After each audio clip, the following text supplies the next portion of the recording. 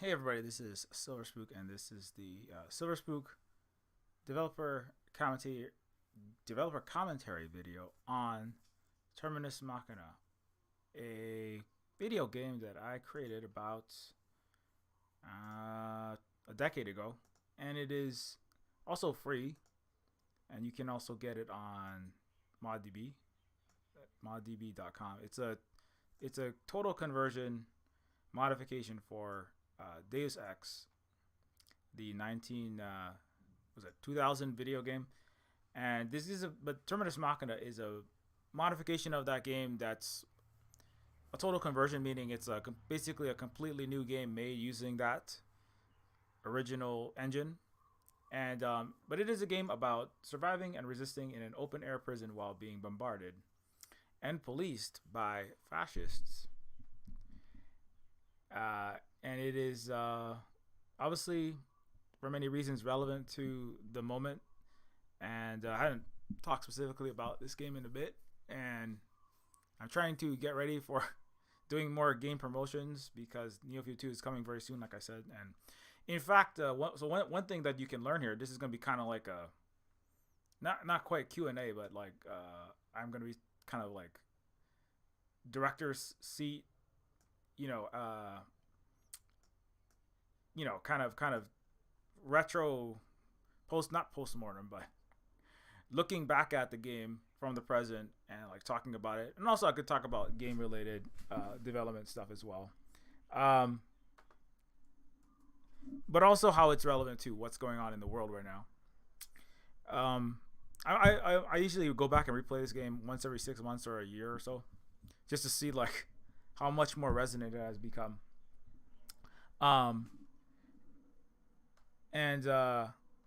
No, I don't want to watch football live, actually. Anyways, Terminus Machina is a game that I made about 10 years ago, like I said. Actually, maybe I'll just play the trailer real fast, just because it gives you a good idea of like what the game is about. I think it makes sense at this moment. So let's just do that. No, not Terminus. There's a movie called Terminus as well.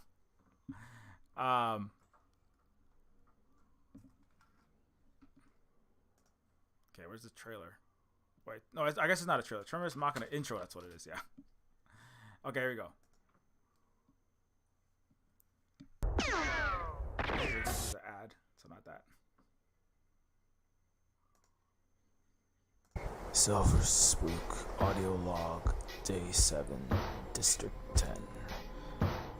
The sun drags through the smog of America's prison factories like obese whales defecating into the rust-red sky. Robots have shoved 80% of workers out of their offices. The jobless plummet into the street without a safety net. The bread lines are out of bread as governments across the globe are bankrupted by bailouts and tax cuts for the super rich. Austerity, rioting, world-class war immolates the planet, and machine militaries exterminate all resistance, herd the survivors into sweatshop prisons, force them to make smartphones, and power the very Gestapo robots that oppress them. Fearing for their heads, trillionaires bunker into Pluto-claves, private resort cities run by AI and defended by fleets of autonomous drones, armed with Gatling railguns and tactical nukes. It's the best of times for the 1%, the worst of times for the 99. That's where we came in, HexGen, decentralized network of activists. Sure, our DDoS attacks on mega corporations like Coca-Cola and Agrogen have tanked their share price 20%.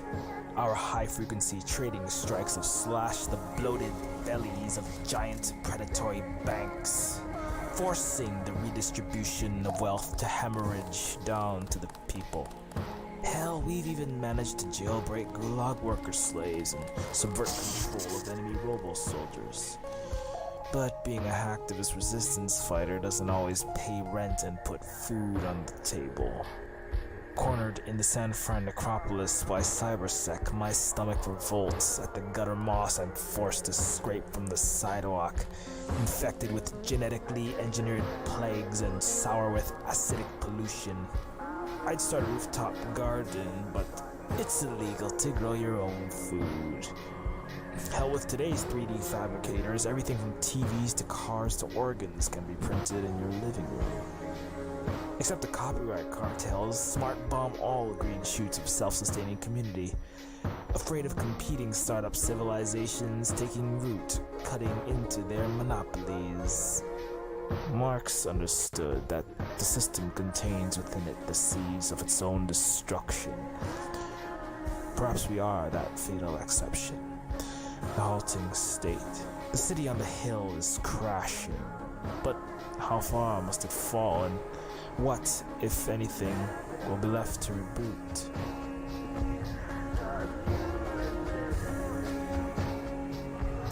Anyway, so that's the intro of the game, and then the game starts, and then you try to not starve in the first 15 minutes. You will usually die of starvation. So, it's very much like what's happening right now in Gaza. Let's be real. That's basically everything that's happening in Terminus Machina, with the exception of like 3D printing organs in your living room and fully autonomous humanoid RoboCops and Ed 209s marching down the street. Like with the exception of like these the machine militaries just wiping everybody out. It's not machine militaries, right? Like in Terminus Machina, they have like fully autonomous militaries doing most of the, the foot soldiering, shooting people in this head, right? Sniping journalists, bombing innocent civilians. But it's basically everything else is the same though. You have in Terminus Machina, as you can see, like in this scene. See if I can zoom in on this. This is not. Yeah, I can't get in any closer. Like in Terminus Machina, there's an area called District 10, right? This area that you're seeing right here. That every single inch of that, and each district is actually walled off, so people cannot escape. It's now, of course, Terminus Machina is set in a fictional universe, right? It's a fictional San Francisco, right? San Francisco is where a lot of the drones, the AI that is used by the Israelis, and also the U.S. and the West, right? The high-tech weapons, right? The missile guidance systems are designed by Silicon Valley, by Western tech, military, and funded by U.S. U.S. headquartered capital, right? And so like the concept of Terminus Machina actually was inspired. A lot of it was inspired by stuff that was happening. Obviously, Gaza's not the first time things like that have happened, but apartheid has existed. Many historical events have existed, but Terminus Machina was like inspired by a lot of stuff that was happening in Gaza, based upon things. This was like over 10 years ago. We're talking about 15 years ago. This is like, what's happening now is maybe like a new level of maybe intensity, but it's not new for the Palestinians, and so that was actually like, that was directly related to like the whole story is basically directly related to the level of oppression, apartheid, open air prisons, just just continued brutal mask off colonialism that gets masked in the US, but it's filtered through a science fictional lens for consumption by Westerners, because let's be real, Palestinians don't have any power, and I can't convert to. They don't need to play the game. They can just live their life in hell, constructed by the U.S. and Israel, right? But so Terminus Machina was kind of like about like putting that into experience that people might, it's not necessarily, obviously it's meant to be a fun game as well, that is like engaging to play, but also I want, whenever like all the Silver Spoon games are meant to be simultaneously, entertaining and, positive experiences, or I mean, at least there has to be some kind of enjoyment that you're getting out of it, but also simultaneously, hopefully, also teaching and educational in some way, right? Or saying something about the world that and reality and human experience and civilization, etc. That like needs to be said that is not being said. You know, like there was another game. There's a game called Spec Ops: The Line. It's like one of very few, one of the only FPS shooters I have played after like 2005. I think I haven't played hardly any in the last 20 years because they're all so much just imperial, you know, U.S. military recruitment videos basically. But Spec Ops: The Line is a game that's kind of like that, where it you know, it was developed in, I think it was developed in Eastern Europe, but it's basically a game where in the end you are basically the bad guy as the U.S. military personnel inside of, I believe you're Western military inside of the Middle East, and by the end it turns out that, you know, you're actually just been committing massive war crimes this whole time. And it's one of very few games that I also, one of the very few shooters I actually like from the last 20 years. But anyway, let's come back to this though. So before I get too off the topic, but yeah, in Terminus Machina, you play Silver. The name Silver Spook Games actually comes from this character, Silver Spook. Silver Spook is the main protagonist in the game, who is what is Silver Spook's role? I have it written down here. So Silver Spook is a operative in the Sax-Gen network, a decentralized movement of hacktivists resisting economic pillaging, conducted by unholy alliances of big tech, big military, and big finance. I just read the Wind Up Girl around that time as well. So there's lots of things happening in this game, but you know, it's definitely a game where the main character is massively underpowered. That was the main thing I wanted to get into. The main thing I wanted to explore was like the main character not being able to do a whole lot, being broke, right? Being like massively under-resourced, right? Like somebody in a ghetto, you know, or somebody in like an indigenous community. I mean, relative to the settler colonial, you know, settler colonial populations for which the United States was built, or for example, the life of the Israeli versus the life of the Palestinian, right? The Israeli, all the billions, right? More money than any other place, a tiny little place, but gets more money, U.S. foreign aid than anyone else. They have all the raves, you know, universal health care, even when Americans don't have it, funded by American taxpayer dollars, right? They have all the weapons that they can buy. They have 100. They have the superpowers, 100% carte blanche to do literally whatever they want, including commit holocausts, which they have been doing. And continue to do. And right, and then you have other people that are like literally being starved to death, right? Being trapped into a tiny little box, right? Not allowed to even move, right? And so Terminus Machina is basically that, where you have trying to find the picture of the barbed wire, you know. So like well, let me go back to the video. Yeah. So, you know, in this region, San Francisco has collapsed, right? The U.S. is collapsing, right? I mean, it seemed more science fictional in 2020 when I released this. 2012 to 13 when I released this game. I think the first version came out in 2012, and then I had to update it in 2013. So 11 years ago, this felt more science fictional than it does now, right? The U.S. is literally collapsing around us as we speak.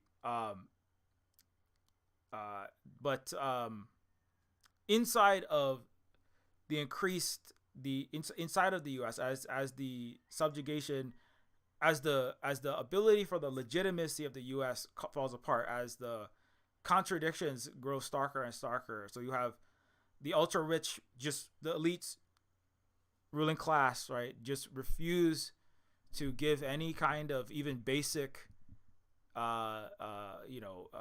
needs to their populations, right? The prices of healthcare have skyrocketed. The prices of everything have gone through the roof, right?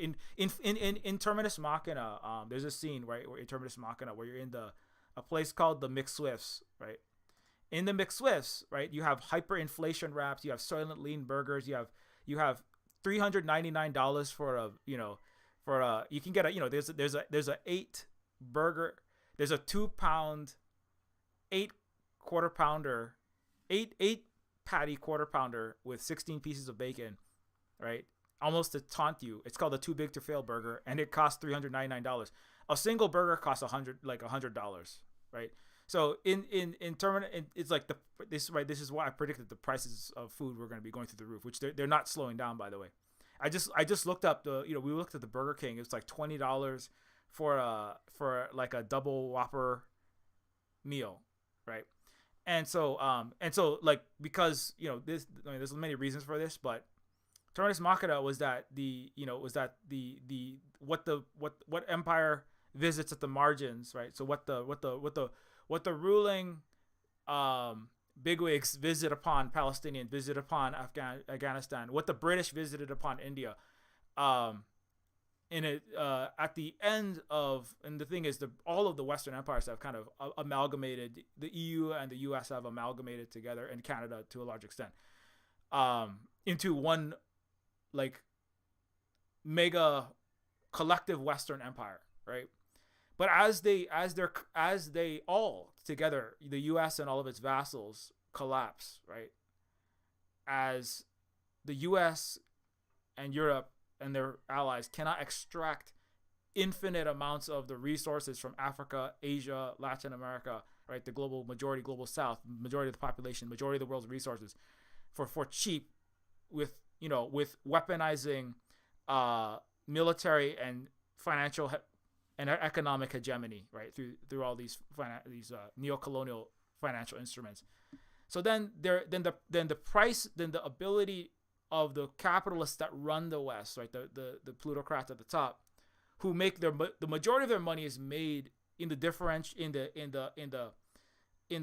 cost, the majority of the money is made in the differential between the global South and the global North, and the amount stolen from the global South, rather than exploiting the workers inside of the global North for the most part, right? So the workers in the global North, if you're white and you're male disproportionately, although depending on how diverse they allow their empire to become to maintain political stability, right? This is what the West did. So the Democrats are like about incorporating some women and some black and some brown and some gay people and some queer people into the empire. Not all of them, though, because you still need underclasses to be subservient essential workers.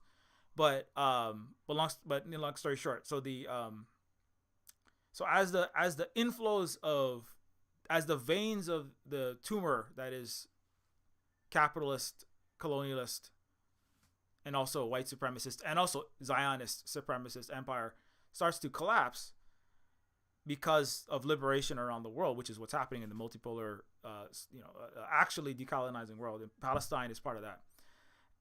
So they can't extract profits. They can't extract the super profits, right? The Goldman Sachs's and the Raytheons, and even the Qualcomm can't extract. They were used to. I just read this story that Qualcomm, which is this massive chip producer, used to be making massive profits, right? By overcharging, right? I'm showing this Apple is crashing. Qualcomm Snapdragon X Elite Party. There's a Qualcomm layoffs. They just laid off tons and tons of people, right? Because they were used to making like 5 to 10 times more than they should have from selling their chips. But now China has been able to build their own chips that are equivalent to the kind of chips that Qualcomm makes. And the Chinese, they're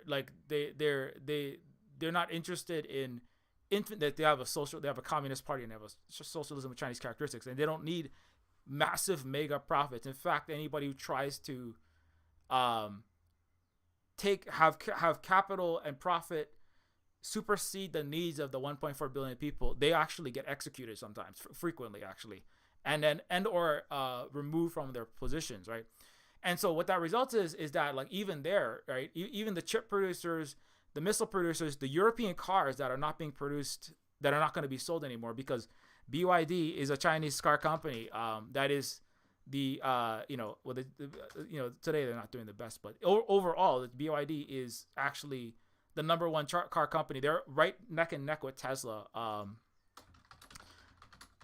Like they're about to surpass Tesla, right? BYD sold 800,000 last quarter, almost twice as much as Tesla, according to Bloomberg. The Chinese car company sold 1.8 million. I think like in the total exports, they're going to be even outselling Tesla like in almost every way. So long story short, and BYD is a company that's run under a socialist country, and so China is a former colony, right? Hong Kong, the British just said, I'm kind of going off the topic now, but it's actually somewhat relevant. The British just said recently that they British servants British Navy stops using Chinese servants. They just stopped using Chinese servants 2 days ago. Do you know what a Chinese servant is? That's called colonialism, right? But you know what they did is they switched to Indians. So long story short, the fact that there are still Chinese servants who do all the white British upper crusts, all the tea sipping relatives of the Queen of England and the King of England's officers, right? Like, Our Flag Means Death.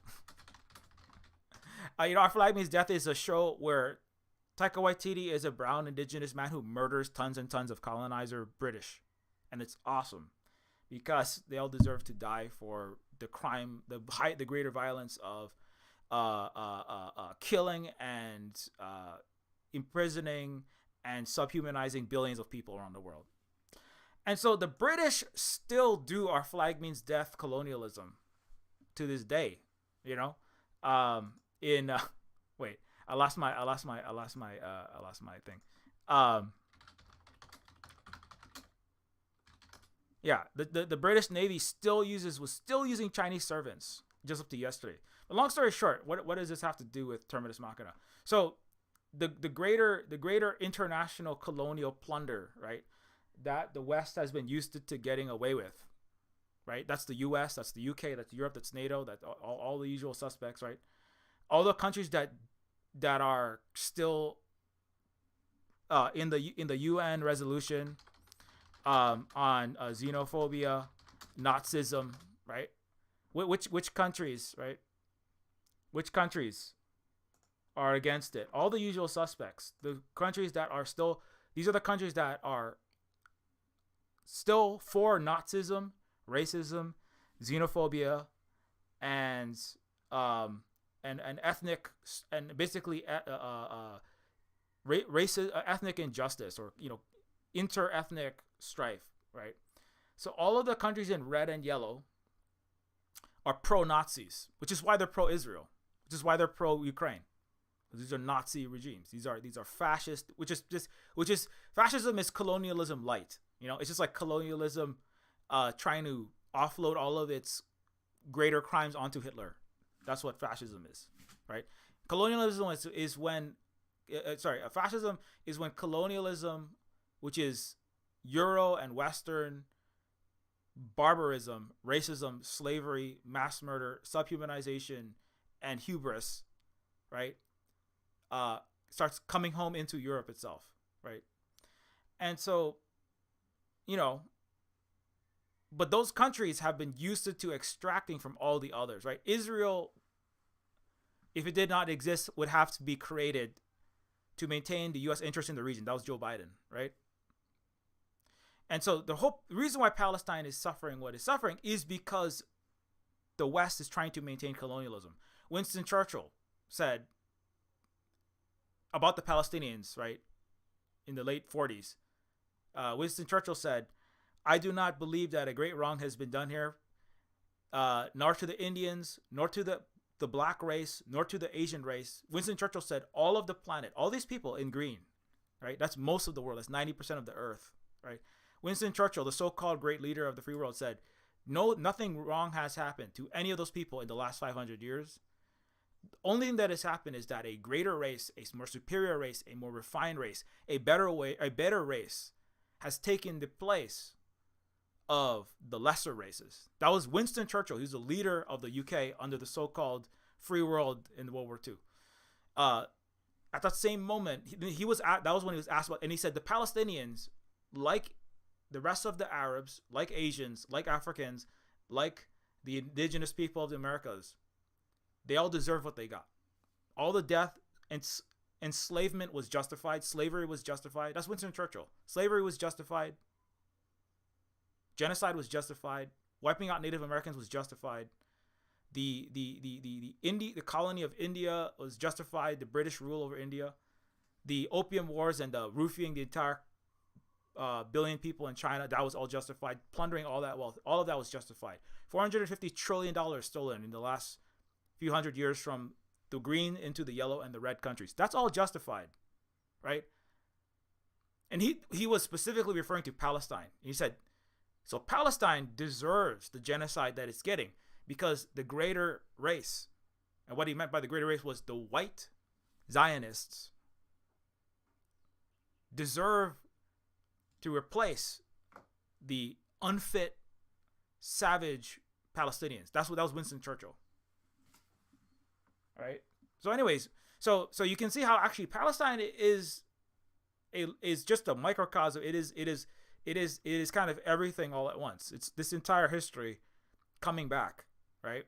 It is the place of resistance for this entire history because it is the one continuing 1700s style colonial project, right? Just it is outright replacement of the native people, like Native Americans, like apartheid South Africa, right? Like all of these peoples that have been displaced and plundered and enslaved to enrich the people in green, enriching the people in yellow and red, and disproportionately a tiny minority of those people, right? The richest 1% of the yellow and the red, but also enriching the masses to an extent, the white masses, right? And so, but that's running its course, right? That's starting to run its course. And so Terminus Machina, coming back to that again, is a game in which the populations of the United States, Europe, Canada, Australia, Japan, right? And depending on, there's some, you can add in some other parts of other countries depending, but where exactly you sit, whether you benefit or lose more in the empire, it's, but definitely the ones in red and yellow is certainly Europe and the US and Canada, just in hard numbers and in hard historical reality, right? The fact that you have toilets and roads, if you have toilets and roads, there's a high chance you are on the other side. You're on the oppressor side, because a lot of people in the rest of the green space, they're missing a lot. If you have electricity, right, then there's a high probability that you're on. That's not a guarantee, but because especially now with Belt and Road Initiative, and because the green countries are liberating themselves, many of them now have roads, electricity, and they might even have better phones than you. They might have a Huawei phone, right? They might have a BYD car, right? In fact, a lot of the green areas, most of Russia is now driving Chinese cars, right? And a lot of the areas in Africa, they have better and better infrastructure, telecommunications, industrialization and technology. Some of them, yes, even in Africa, some places are more advanced than the United States. Still a lot of them are deeply, deeply impoverished and underdeveloped. But anyway, the point is that inside the United States, that has been falling. It's been collapsing and falling apart. Certainly over the last 40 years of neoliberalism, or it's just like self-cannibalization phase Western colonial capitalism. And then in the last 10 years, that is only really, really accelerated, right? And so Terminus Machina is what happens when Terminus Machina is a game about what happens to the former reasonably well-to-do populations. So, for example, the Boomer and Gen X populations had a very good deal, right? The empire, colonialism was giving them a very good deal, right? Especially if you're a white man in particular. If you're a woman, it wasn't so good. If you were not a white man, not so good. If you're black, if you're indigenous, if you're brown, not so good. If you were Mexican and you erased everything that was Mexican about you and pretended to be white, like Martin Sheen erasing his original last name Estevez, right? Then things could be okay for you, right? You could even be Italian like Nancy Pelosi, and be okay. The Irish used to be, treated, Catholics in general, right? Irish Italians were seen as lesser, but if you were racist enough, and in the 20th century, the Irish and Italians really came into their whiteness, and they were added in. So if you're a white, so the U.S. created a 70% majority of white. They added in Catholics, they Irish and Italians, which is a large percentage of the population. They added in Catholics, and they added in some Hispanics, right? Like white Hispanics, or Hispanics who like could be deemed as white. People like Marco Rubio, people like Ted Cruz.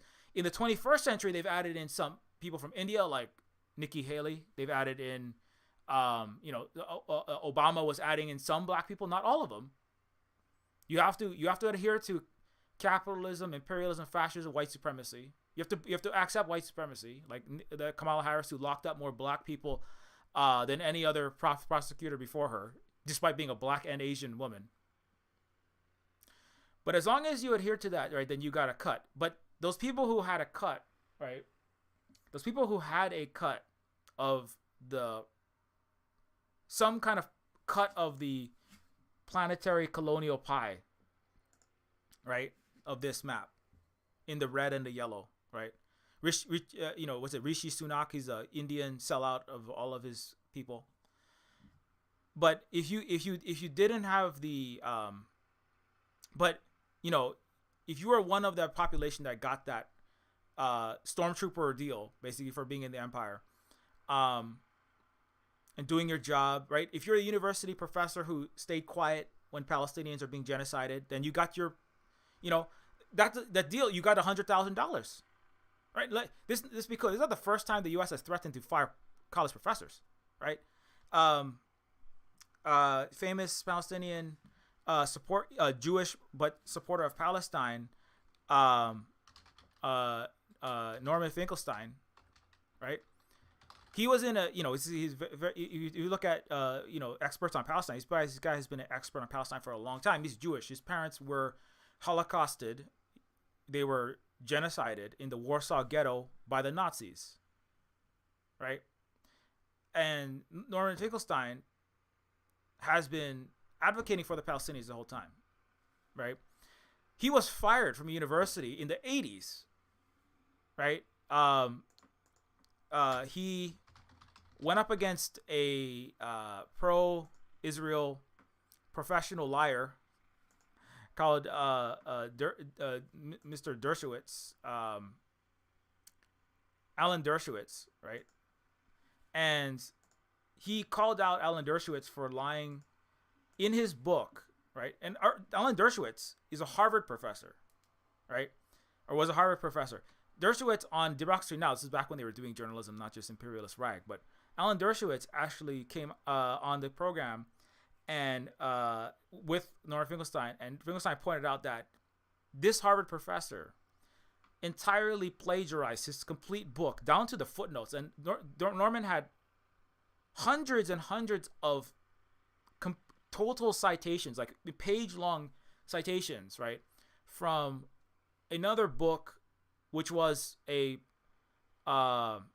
pro-Israeli apartheid fraud that Norman had already, Professor Finkelstein had already debunked the book, which this Harvard professor had plagiarized almost in total, right? So saying many things. Number one, Harvard professors, there is no credibility in Western higher education. That's number one. Because you can be the most prestigious professor. You can be a professor at the most prestigious university in the West, Harvard, and plagiarize your entire book in making an absolute mockery of higher education, scholarly methods, and the so-called intellectual integrity of the Western academia, really, and have one of the most lucrative and famous and celebrated jobs at one of the most prestigious universities, and you could have fabricated your entire book. Now you would say, well, obviously, maybe the professor Dershowitz was reprimanded and fired and let go, and it was a massive shame to Harvard, and Harvard vowed to clean out all the corruption within its university, and all Western universities like NYU, Michigan State, Florida, University of Hawaii, University of California, UC Berkeley. They vowed to clean out all the corruption, all of the money changing, all of their Wall Street and military industrial complex contracts, and never allow professors to plagiarize their entire career. And the universities and colleges of the Western world were suddenly fixed. No, the answer is no. What happened was Norman Finkelstein, right? Norman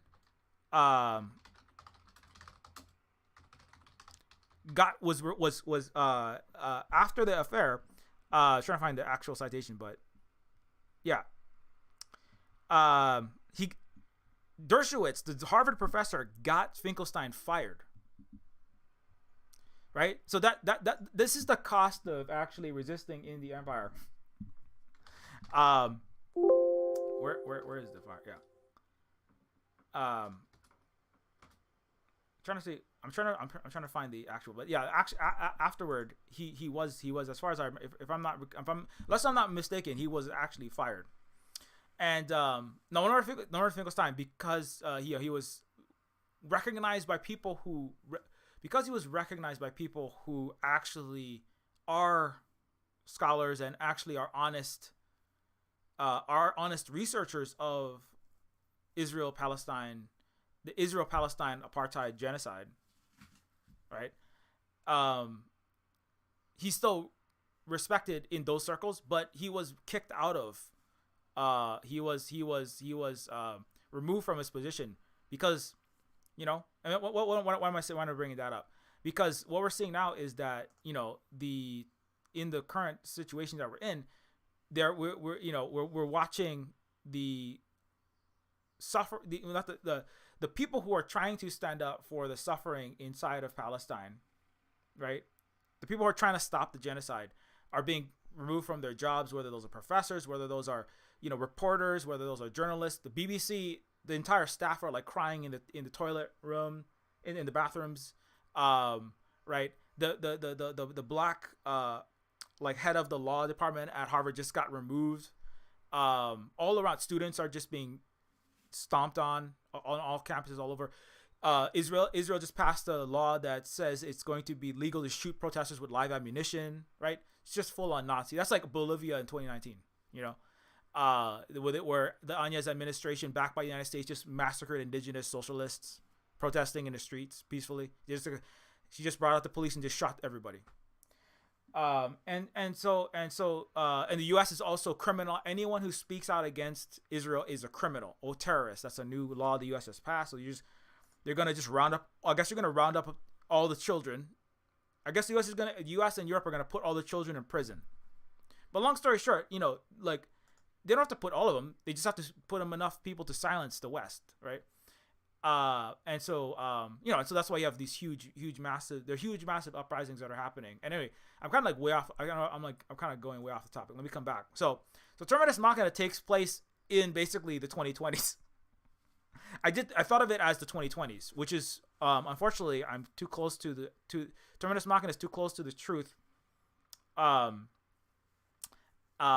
Too close to reality, probably for many people's comfort. I don't like it when these things happen, but I do have to. The point, like I said, the point of Terminus Machina is, of course, you play a game, and you enjoy playing the game, but also is to speak about the reality. Is, like I said, it's stylized. I don't really do science fiction. I do stylized journalism. In one sense, that was the journalism about what was happening in Gaza, what was happening in places like Afghanistan as well, Iraq, Syria. The U.S. President Obama had a drone kill list, including American citizens, including American journalists, that he was assassinating with his drones. Right? This was in 2009. I remember specifically that was in 2000. You know, and like this was the information that I was gathering for Terminus Machina. You know, I'm just gonna play the video on mute while I talk. You know, the information that I was gathering for Terminus Machina, this wasn't coming from Western media, right? This is I'm just gonna say it was coming from media that was not funded by any Western source. All of it has turned out to be true, but none of this was coming through CNN, MSNBC, Fox. None of the West, not Piers Morgan, not the BBC, right? No, the university wasn't talking about this. No educators. There was no such thing as decolonial professors in 2009. Not that I knew of, anyway. Or it was not at the level that it is now. And even still, anyone who calls himself a decolonial professor or educator who isn't out there and vocally speaking up and out for Palestine is a hypocrite, absolutely. But this is coming from, you know, a journalist having to work outside the U.S. entire funding, U.S. corporations, nonprofits, NGOs, governments, universities, all together. None of it was coming from there. It was coming from outside the West, not Europe. Europe is just a vassal of the United States. But anyways, so in Terminus Machina, right? People, as the former first world is being slowly downgraded, right? As the livelihoods of the beneficiaries of colonialism and neocolonialism, right, start to, coming back to what I was saying earlier, because the richest cannot extract the super profits from the 5 cents an hour that they pay a miner, or less or nothing that they pay a slave miner in the Congo or in Libya, which Hillary Clinton installed slave markets into after U.S. and NATO and France went in and bombed Libya into the Stone Age. And so if the U.S. and Europeans cannot extract, right, like 99% profit, lithium from Bolivia, coltan from African country, the cheap labor from Asian factory, the even Qualcomm's overly large profits selling chips because they're the only game in town, and now they have a non-Western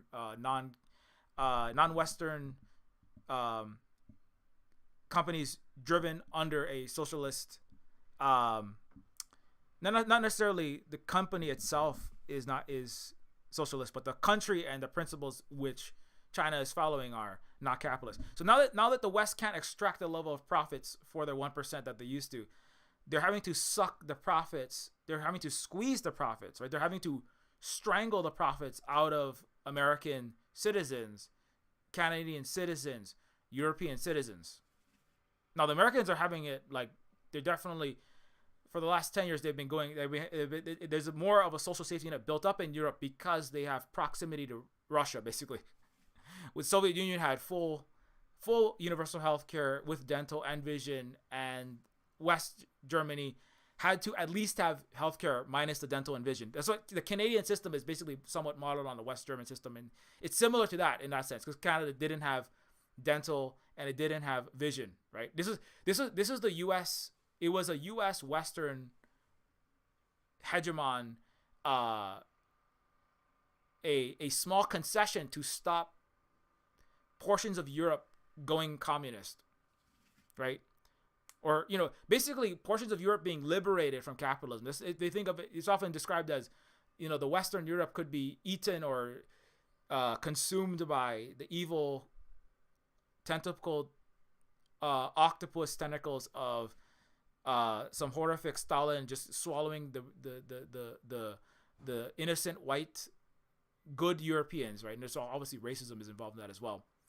But the reality is that, like, what social safety nets, what amounts of the quality of life that improved for the average citizens in Western countries, right? The Europeans and the Americans have never desired, right? They've never really desired. They've never really wanted to give a good quality of life to their own citizens. Look at the feudal history. Look at the European history. Most of Europe, for the thousands of years that it's been in existence, has always had massive discrepancies between its kings, its Roman emperors, its Greek oligarchs, its American presidents and billionaires, its European colonial masters, right? Look at Charles Dickens, right? There has never been a desire to give a middle-class existence to Americans, Europeans, Canadians, etc. by their Western rulers. They've only been trying to figure out how, if it's possible to maximize the benefit for the tiniest minority of a handful of people in their oligarchies, right? Their aristocracies, and maximize the exploitation of everyone else around them, right?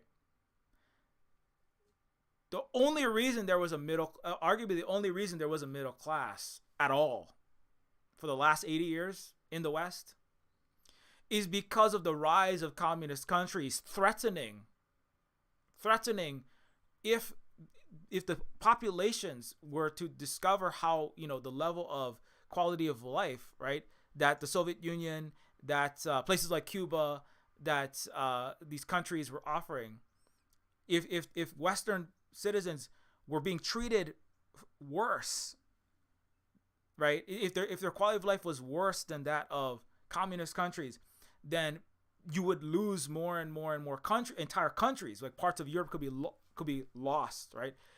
Asia, right? The Douglas MacArthur talked about the revolutionary hub of Beijing, and we need unsinkable aircraft carriers of Taiwan. We need South Korea. We need Vietnam as bulwarks against the communist threat, right? But then you have to. But then, so in order to win the population over to your capitalist, colonialist side, the rulers of the West, and let's not kid ourselves, there's never been democracy in the West. 99.9% of all policy has always ever been dictated, and certainly now has been dictated by money. In every Western so-called democracy, that's the United States, every European country, Canada, there's never been anything but plutocracy. There's ever been anything but oligarchy. Anywhere in the West, doesn't matter what anyone tells you, the closest it gets is when the masses of the population, like in the 30s, nearly overthrow the illegitimate rulers, and then the rulers give concessions like the New Deal, like they give concessions to maintain false democracy. They don't give concessions because Franklin Delano Roosevelt, the descendant of a literal Euro dynasty, right? His relative Teddy was a former president. He came from a ultra rich family, right? It's not because he suddenly saw the light. No, it's because the rich had to make a concession in order to prevent the spread of communism in the United States, because communism was spreading outside the United States, like in Russia, right? So long story short, there has never been any democracy. There has only been slight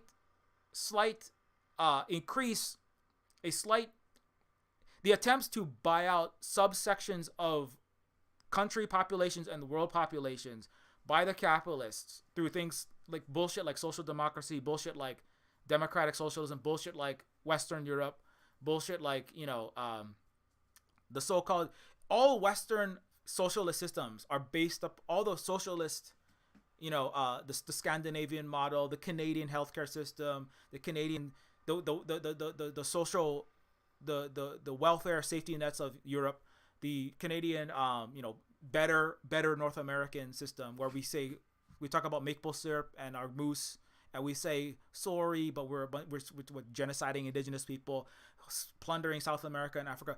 All Western capitalist countries, so-called better socialism, democratic socialism, social democracy, is based upon, and it has always been based upon, continued plunder of the vast majority of the planet. There's never been a legitimate Western country ever in the history of the planet. They only were very large, complex mass that rely upon their populations not realizing how badly Canada, Scandinavia, Germany, Japan, South Korea, Israel, obviously, universal healthcare is based upon the continued extermination of Palestinians and being a unsinkable aircraft carrier to shoot missiles into Syria, Lebanon, possibly Iran, Egypt. No Western capitalist country has ever had human rights, rules, justice, freedom, democracy, or any of these platitudes that they spout. All of that has always been based upon plunder of the global south. Terminus Machina is about the end of the actual, the end of that mask that the last 80 years was. When the richest who have always ruled the West, when the richest who have always ruled that sequence of tumor and then satellite, branches breaking off and then installing new tumors. Rome, Britain and France installing around the world. Britain installing fascism in Britain installing colonial mentalities into India, like Narendra Modi, as he is kind of siding with Netanyahu. Britain installing a horrific genocidal settler colony called the United States, Canada, Australia, right? This is a planetary disease, right? That is spread out, called the colonial capitalist system, and now the disease is slowly being cured. But when you have chemotherapy, there are much damage. There's damage to the healthy cells as well as the unhealthy cells. It's kind of like, and people in the United States are filled with deep cultural lifeways, economic, political, and social and psychological cancer. It's called white supremacy, the colonial capitalist mindset. And so Terminus Machina is really about the I like to call it, when I'm feeling nice about it and I'm thinking about skincare products, it's called the exfoliation of the United States. This is what's happening, is the rejuvenation of Europe and the rejuvenation of Canada. Unfortunately, there will be great suffering. There will be great suffering for a large number of people during that process. And Terminus Machina is about that period of, as the ruling classes of the West, right? As the ruling classes of the West begin to extract, and they're unable to extract as much wealth as they could from which they've been doing for 500 years from the global South, they will extract it from their populations internally, right? I want to also say I'm the only one who has a direct mark citation in 2000, a game made in 2009, or at least designed in 2009, in the Deus Ex, actually inside the Deus Ex mod series. Maybe I'm mistaken though. I might be mistaken. But long story short, I know it's kind of like I'm just going off about this, but so the I'm just like spiraling really fast. I think I've been watching too many social media updates on what's happening in Gaza, and it's very infuriating, obviously, for many reasons. But so as the quality of life decreases for people inside the cities like San Francisco, as the and obviously many of these things are complicated by the technological developments are thrown into the mix, right? Pandemics are thrown into the mix. That's one thing. There's not that much disease specifically involved in Terminus Machina, although there are like mutations and plagues. They are involved, yeah. But a lot of them are environmental. Like the loss of the food systems is involved, right? Like in Terminus Machina, like in Palestine, one thing that the U.S. has. The thing is, if you're an indigenous person, if you're a black person, and you try to resist the U.S. racist capitalist empire, like the Black Panthers, you then what the true face of the West is. They just murder you, like Fred Hampton, right? If you're a native person and you try to you had to live with boil water advisors, you haven't had clean water your entire life. You get killed in hospitals just for being native. They rip your children out. They rip your uterus out. You know that there's no justice in the West, the United States and Europeans. These are fundamentally illegitimate fake states. These are the 1800s fops, But they changed out their wigs for they changed out their wigs for their celebrity haircuts and their stupid and we're serious, not rich aristocrat suits, right?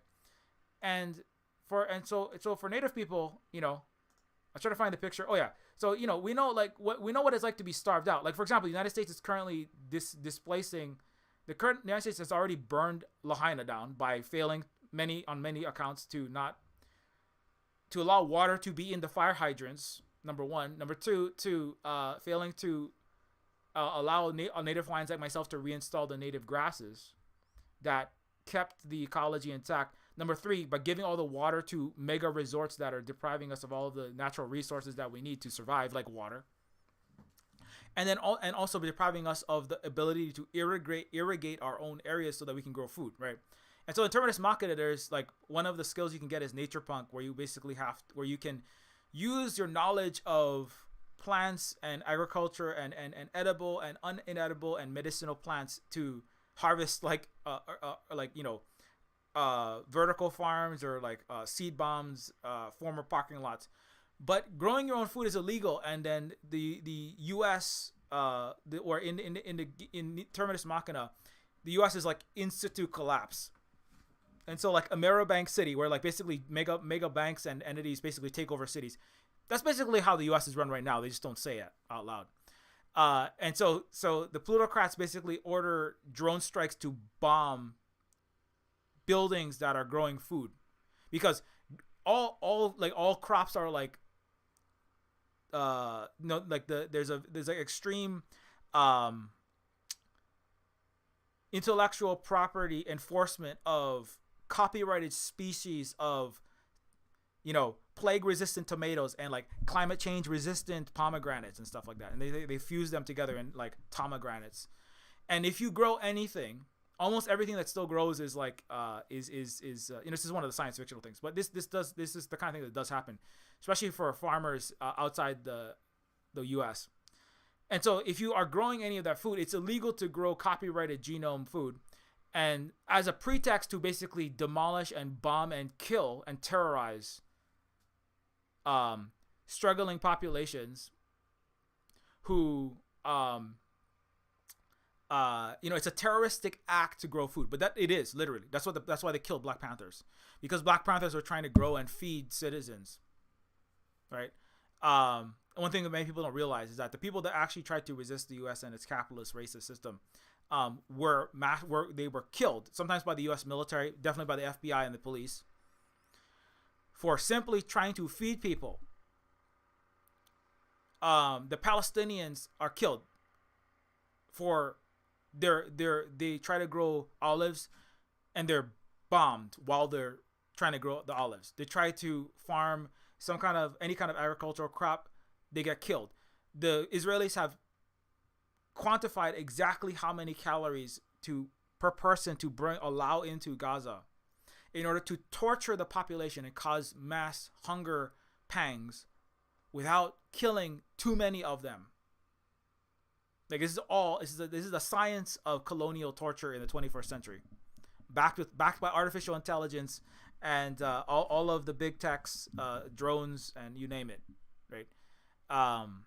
Total surveillance, which isn't total enough, obviously. They try their best to surveil, of course, Gaza, but Israel apparently is getting their butt kicked out of even the ground forces after carpet bombing and genociding thousands and thousands of people in hospitals, right? Kind of like that. The Israelis are still apparently having some difficulty with their ground invasion, which is pretty amazing when you think about it. But anyways, so that's one major aspect, is that growing, like that was something important to me, which is like growing food is a act of resistance. The ability to raise and grow your own food is part of maintaining your actual, if you would like to even begin to maintain your actual independence and actual liberated democracy from the illegitimate US, European, Japanese, etc. Western vassals of capitalist, colonialist, white and Western supremacy, you will need to grow your own food. You will need to be able to feed yourself. You need to grow your own food. You need to have your own supply chains. You need to have your own agricultural and industrial bases. And in the beginning, you have to be able to just eat. After that, building and climbing through the tech tree, as they sometimes say in video games, right, is important. And so that's why, like in Terminus Machina, it's illegal to grow your own food, And with even with you can even like in this world, the tech is advanced so far. You can even grow organs and print in your living room. TVs, parts for cars. You can print out a liver if you need a liver transplant, right? But all of that's illegal because it begins to subvert the capitalist structure. It's kind of like there are actually like many ways to produce water. Like there's pulling it from moisture in the air, even like fog and the moisture and the H2O that comes out of tree branches can be turned into water. There's many possible ways, but there are companies who want to sell and are selling water, and especially purified water, back to populations at a high price. In Hawaii, it's $6 a gallon, right? And the water prices are increasing and increasing, and the wars that break out due to water, right, are part of the U.S. and Western colonial capitalist 21st century project, right, to have an infinite amount of planetary strife and scarcity of water, throwing gasoline onto the flames of existing struggles in order to sell more weapons, to cause more damage, to cause more water scarcity, and to cause more violence in an infinite cycle, in a death spiral, right? And that's the Terminus Machina, is really about the final death loop of the Western cancer, right? That kills the host, that is the entire planet, and certainly humanity. Certainly all the plants, animals, polar bears, marsupials and mammals, etc. All the whales that the Western Democrats would like to save, but they are killing. And so all of these things, right, are doable in Terminus Machina. Except copyright cartels, smart bomb all green shoots of self-sustaining community, afraid of competing startup civilizations taking root, cutting into their monopolies. So this is like they've banned selling of milk, right? When milk, a lot of people were like trying to have milk, and they ban processing. They ban the consumption of milk. I think it's illegal to consume milk that isn't coming through, official channels. Now, obviously, like regulating the quality and safety of consumable products isn't bad, but the United States has no interest in safety for its citizens, right? The United States is exterminating its citizens like it did to 1.1 million people with COVID-19, like it has done by poisoning the waters of like a good, nearly, depending on how you count, at least a quarter or possibly more of the populations. Certainly in Hawaii, certainly U.S. soldiers at Red Hill, 100,000 people poisoned. So the EPA is a joke. The EPA the EPA, like the so-called socialist democracies, it is a mask. It is a charade to pretend legitimacy of the United States, the European, and historical and continued colonial capitalist, racist countries. So similarly, the ability to provide for yourself and your community, the ability to build community, the ability to be able to produce food, produce water, produce housing, and meet the needs in community. These are all actually the enemies of the West, because the West is not run by the population, right?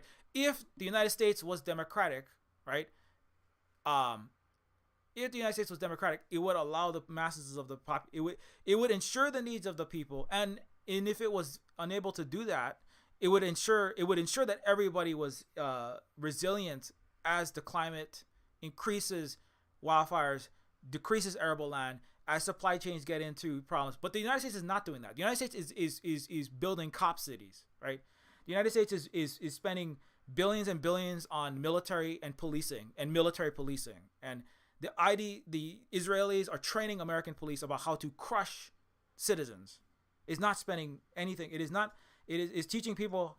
The U.S. is having Israeli teach American police how to surveil, crush, tear gas. I mean, literally, Palestinians showed the Black Lives Matter protesters and Ferguson resistance, a black resistance, who are being brutalized, just assaulted with tear gas. The Palestinians taught Black Lives Matter activists how to survive, pick up the tear gas canisters with some kind of cloth and throw it back, right? Because Israel is directly connected to U.S. repression of black and brown and indigenous communities, and obviously world repression. Israel is where the world's actual authoritarian regimes train their leg-breaking, jackbooted, actual authoritarian forces, like the U.S. police, like European police, like NATO, like all Western countries, right? Unlike who they are constantly projecting as being authoritarian, which is anyone who disagrees with them. So anyways, and so, so like this quote, like Marx understood the system contains within it the seeds of its own destruction. Perhaps we are the fatal exception, the halting state. Obviously, the halting state is a send up of Charlie Strauss's book Halting State, which is interesting cyberpunk, post-cyberpunk computer nerd sci-fi novel, basically. The city on the hill is crashing, but how far must it fall? And what, if anything, will be left to reboot? So, the United States and the West are collapsing. It is unclear what will survive of it. Like obviously, I don't think most of the population. I mean, it depends on if the United States decides to use nuclear weapons against Iran and then Pakistan retaliates.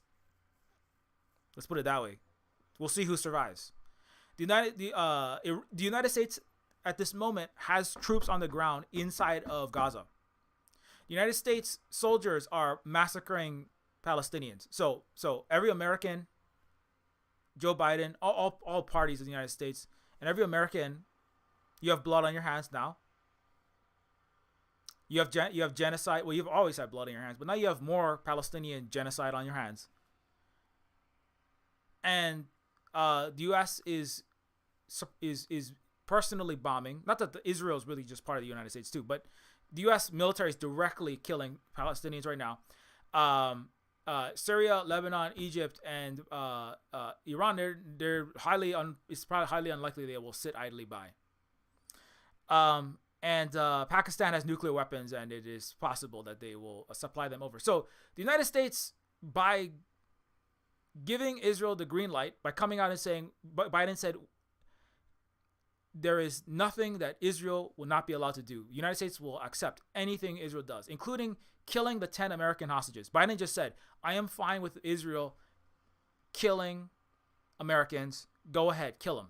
No, the thing is, America has always, the United States ruling class, the one party, two-headed snake that is the U.S. Republican and Democrats, and that run the oligarchy is building, right? They have never had qualms with killing Americans.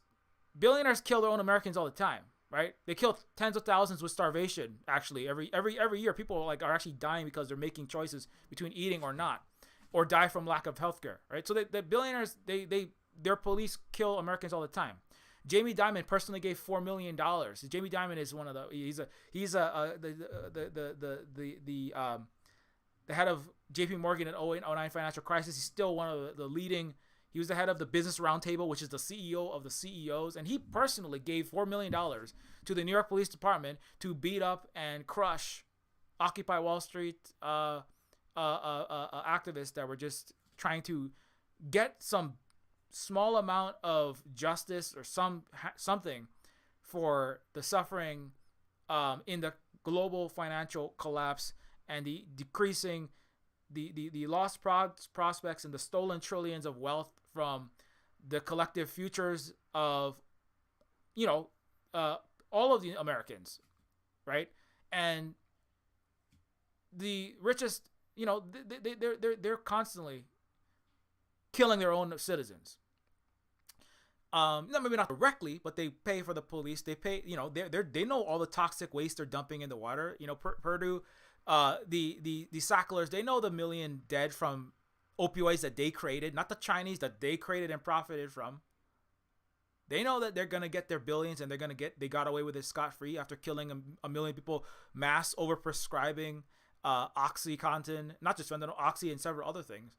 And they're doing amazing, right? So, killing 10 Americans in Gaza it's really a drop in the bucket. At the same time, the U.S. is saying, kill all the Americans you want. The U.S. rulers are saying, kill all the Americans you want. It's not like, obviously it's not the Americans are saying, let's kill ourselves, but it's the United States ruling classes, under its colonialist capitalist system, that are saying, yeah, no, kill all the Americans, we don't care. Netanyahu just bomb everything, kill everyone. Just if you want to just like everything short of just nuking Palestine, if you want to use the Moab, the mother of all bombs, the largest non-nuclear payload bomb in existence, that's what the West has, right? Just bomb that whole thing. Just kill all the millions of innocent people. Kill the Americans too. We don't care. In fact, America is so happy to do genocide. We'll come in there, we'll bomb too. Right? So number one, so the city on the hill is crashing. There is no city on the hill. City on the hill, right? It refers to the United States, in the biblical passage, that there would be a shining light of hope, of civilization, of a way forward, a model for how we should run human society, right? And the United States was supposedly, for the 20th century, the great model for the world, right? Most of the world knew the United States was evil. The only people that were fooled by that were Europeans, the Japanese, all the colonialists, and a handful of people who wanted to sell out their own countries, like Andy Ngo's parents from Vietnam, right? Like the the richest woman in China who left China to go back Xinjiang, CIA lies and sponsor far-right extremists of Uyghur descent. Like Marco Rubio's fascist colonialist parents, like Ted Cruz's slave-owning parents from South America, right? Like all the puppets in Africa. But most of the populations of the world have always known that the U.S. was never a light on the hill. But inside the U.S. and inside the West, now the hologram of the Statue of Liberty as some kind of beacon of freedom and justice and human rights and democracy and civilization. Now the fake fabrication that statue stands for is being revealed as a lie. To Americans, it looks like we're no longer the model for the world. But to the world, it's just like, well, now we don't know. Now we all know what you always were. For Africa, Asia, and Latin America, now we all know what now you're showing who you always were. In Vietnam, when you hold up an American flag, our comrade Luna Oi, in Vietnam, when you hold up an American flag, you know what they see? They see a swastika. That's what they see. That's what Luna and several other Vietnamese people that I know. Luna Oi is a Vietnamese YouTuber. You can learn something real about what it's like to resist actual terrorism, which the Israelis and the U.S. are doing by actually fighting injustice, right? Which is what the Palestinians are doing. And the Vietnamese were called terrorists when they fought back against America. It's the same thing that the U.S. and Israel are branding Palestinians as. But for the Vietnamese, they've always seen America they're just Nazis, right? Winston Churchill has just come out and said, "Oh no, I love Hitler." And Africans, all of the non-Europeans deserved to be killed and enslaved. They deserve to be wiped off the map. If we can't use them as pets or cattle, if we can't put indigenous people in a zoo, right? Like, I don't know, Waikiki, where we can watch the cute little natives that we haven't killed off do funny little dances for our entertainment, bastardizing their own hula in wearing a fake cellophane a skirt and a plastic coconut bra. And if we can't use the natives that we haven't killed in a human zoo like Waikiki or like some indigenous casino figurehead, or as props for white guilt in a university to go, oh, we give the land back to, let's listen to this native person talk about, and it's fucking cut their wrist open and bleed out all of their suffering in my university, anthropology decolonization conference, right? If we can't, Winston Churchill says, if we can't use natives as our little pets or as our beasts of burden, like African Congolese miners, like South American agricultural workers being exterminated by Canadian paramilitary squads, like Asians having their whipped cracked, like the Chinese servants on a British boat, like that are being replaced by Indians, so the British don't get spied on by the little Chinese subhuman Oompa Loompas. That's what the British refer to the Chinese as. I mean, maybe they don't live it, but that's basically what they're viewed as. And Willy Wonka is racist. In order to, if we can't, Winston Churchill, leader of the free world, right? So-called defeater of Hitler. He loved Hitler. Winston Churchill, Hitler looked up to Winston Churchill. Hitler is just jealous. That's, basically a lot of it. Winston Churchill could many times more Indians than Hitler ever killed Jews. And Winston Churchill said, if we can't use them as pets or as cattle, beasts of burden, like an oxen, we should just kill all the black and the brown and the indigenous and the Palestinians. Just kill them all. Let's kill them all. So that's the West. That's the U.S. and Iraq. We'll just kill them all.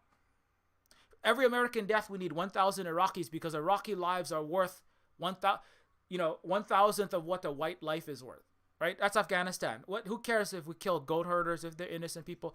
It doesn't matter. All these people are savage. All these people are savage. All of Asia is a yellow horde. It's just yellow peril.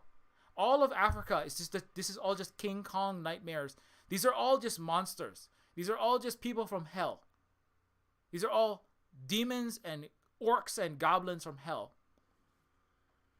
Also known as Africa, the dark place. Right? Israel, with the light versus the darkness. The evil savage, the dark savage, right? Doctrine of discovery. We have to just wipe these people out. Nothing has changed. Nothing has changed. Nothing has changed at all. In 2023, the United States and Europe and Canada and all these fucking friends are the same people. In Hawaii, you're the same fucking people. Killing Hawaiians, burning Lahaina down, hundreds of us dead. Nobody's talking about it anymore. Nobody cares about Lahaina anymore. Nobody cares about it. The only time they cared about it is if they could win some fucking political points with some Steve Bannon podcaster coming down to Maui, talking to no one actually, and just running his mouth about how we're gonna get Trump in or some bullshit. Nobody cares about Native Hawaiians in the United States that call themselves Americans, certainly. The only ones who care are the ones who are like, I'm here for the end of this fucking empire. When we Hawaiians said stop coming to Hawaii, when we said stop coming to Hawaii because our islands are running out of water, we're being poisoned, we're being displaced, it's $1 million for a house, stop flying because we don't benefit from that tourism. 75% of all the businesses that are in tourism are all foreign-owned U.S. and white capitalist corporate entities that are destroying us. They back the U.S. military. Militarism is a weapon. It's like Israeli settler tourism is how they come to Israel from Europe, from America, and go to a rave, see some nice sights, go to this carnival ride, and then go get a little house. In fact, you maybe want to stay there and take that Palestinians home. That's literally what happens in Hawaii, minus the Hawaiians don't go into a fucking open-air concentration camp. So when we Native Hawaiians say stop coming to Hawaii, well, no, I don't want to though, but I have to. Nobody fucking cares about Native Hawaiians in the West. You're the same people that you've always been, and but anyways, we've managed to jailbreak Gulag Worker. I'll move on to something else. This is very difficult to talk about, obviously, because it's very sad. But that's where you're at. You're off the Maui thing. You're off the Maui thing. You know what happened? Billionaires Oprah and Dwayne Johnson have bought it all up. Jeff Bezos and his friends have just bought up all of Lahaina. And y'all fucking just still coming there and looking at all our dead bodies in the ashes. That's what y'all are doing. Tourists are coming to Lahaina to look at dead Hawaiians. That's what you're doing. And you're just whining about how you can't fucking get in to look at all of our dead relatives. Anyways, okay, let's move on though. Okay, anyway, let me come to threads, since I'm already way deep into Silver Spook reality check time. So Terminus Machina is a game that is actually, a lot of it was directly inspired by what the US and Israel were doing to Gaza, which is genocide with many, many, many forms, right? But let's come to what the situation is with U.S. and Palestinians, with Hawaiians and Palestinians. Palestinians stood with us Hawaiians against U.S. genocide, and we stand with them. Zionists were not on Mauna Kea. So Israel, Zionists were not on Mauna Kea or Red Hill, standing with us when Red Hill was being poisoned, the water under Red Hill was being poisoned by the U.S. military, poisoning our Hawaiian water supply. There were no Zionists there. There were no Israelis there. In fact, they were spitting at us from the other side with the white supremacists.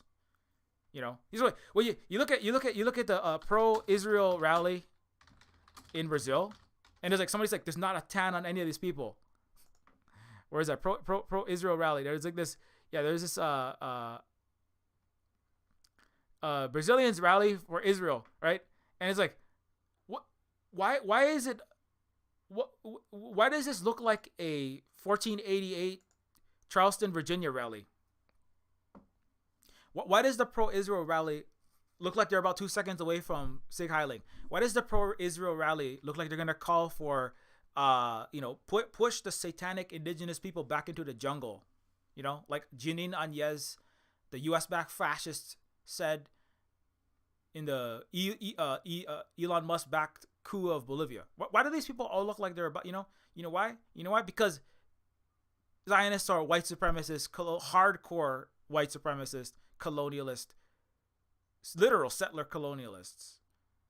And that's why we don't see them with us on Mauna Kea, because we're indigenous people resisting colonialism. Anyways. So, Palestinians stood with us Hawaiians against U.S. genocide. We stand with them. Zionists were not on Mauna Kea and Red Hill. In fact, they are often spitting at us from the other side with white supremacists. Israel uses the same weapons the U.S. brutalizes us Hawaiian with. So, I know I talked about this in a previous stream, but I'm gonna quickly just go over this real fast. So we stand with Mauna Kea. So these are some of the Palestinians that we work with. Our Native Hawaiian organizations sent over a delegation to help the Palestinians plant over 300 olive trees. And these are some of the olive trees that we helped to plant in Palestine. So this is a message from the Palestinians. The people of Molokai support Palestine. They planted over 300 olive trees in Palestine last year. Now the Native Hawaiians are protecting their sacred mountain from construction. We remember the history in Hawaii of colonialism and usurpation of indigenous land that continues today. Palestinian farmers share this experience with the Kiai, or protectors. Native Hawaiians have a state constitutional right to ascend Mauna Kea. Anyway, so this goes on about the specific Mauna Kea struggle that we were in, it is a continuing struggle. The U.S. is still trying to desecrate our mountain further, and they have so far not been able to do that. Anyways, but just some statistics in Hawaii. Since the U.S. invaded our sovereign country, Hawaii tops the U.S. in police killings, disproportionately Pacific Islander. Hawaii is by far the number one most economically unequal state in the U.S., worse than L.A., New York, and D.C. by far. Hawaii leads the U.S. in the school-to-prison pipeline. The most children, especially Native Hawaiians, are rounded up in schools when school administrators call the police. They come to the school, and then they take the children out and put them in prison. Part of the U.S. attempt to destroy indigenous people in lifeways. The U.S. banned Hawaiian language, nearly extinguished it, and less than 100 kids spoke it in the 80s. Children are still punished for speaking Hawaiian in school today. My mother's hands were shattered for speaking Hawaiian in school.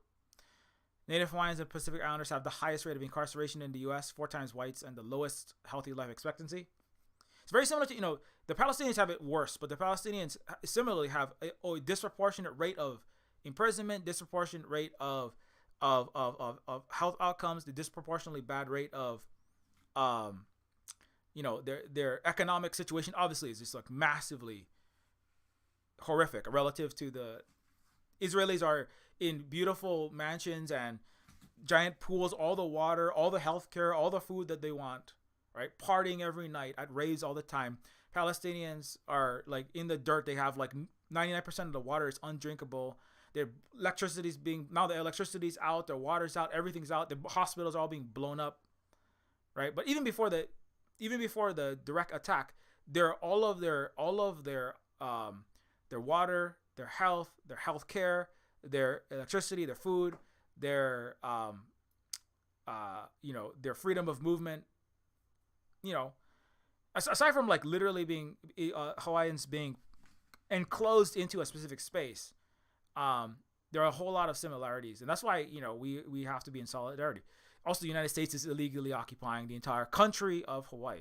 Native Hawaiians PI have the highest rate of incarceration. Right, Native Hawaiians children also are targeted by the U.S. for child removal to prevent parents from passing Hawaiian language, history, and lifeways to the next generation. And CPS is a tool for continued genocide. So Hawaii is undergoing genocide by the United States. People don't realize what genocide is. The Israeli genocide of the Palestinians is worse because it involves mass killing with bombs. It involves mass bombing and shooting and direct violent extermination. It's just another extreme degree of genocide. But the genocide is not necessarily mass killing. Like, you could have a lot of people die in a fight or in a battle or something. That's not necessarily genocide. Although a lot of times genocidal intent is involved in war, especially Western colonial war is almost always genocidal. U.S. Vietnam War was genocidal. But the thing that determines genocide is the attempt to eliminate, based on history, a language, a culture, right? Like Palestinian. This is the case. It's the Palestinian peoples, which are Muslim peoples, that are being displaced and colonized by another people, right?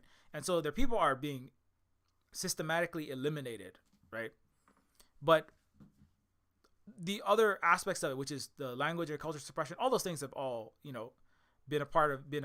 It's for the Israelis, they're less about incorporating, even trying to incorporate Palestinians into their people. They're more about just killing. There's more about just eliminating them all, right? But ghettos themselves, right? Ghettos, which is a long European history. Ghettos themselves are about getting rid of certain populations. Jewish people for centuries and centuries in Europe were put into ghettos, right? They baked bagels because they were banned from making bread, right? Which is the white Christian European practice, right? And then because the bagel is made with a different process to bread, and so they were allowed to make that. The reason why there's a lot of people that are in banking that are Jewish is because they were banned from other practices. So like, well, we'll do the thing that we are not banned from doing, right? But all of that, just as another example, the Chinese were banned from every business except cooking and cleaning, right? The fact that, so many Americans and Westerners, they don't even realize this, or they don't even think of that. They're just like, well, obviously Chinese are subhuman, right? People don't realize that that's a racism, right? Every single one of those things, all those policies, all that's all just, that is all supremacism, that is all racism, and the same thing has happened in Hawaii. But anyways, yeah,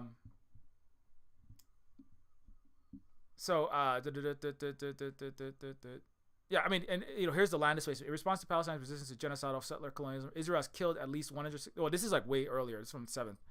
They've killed 7,000 plus now.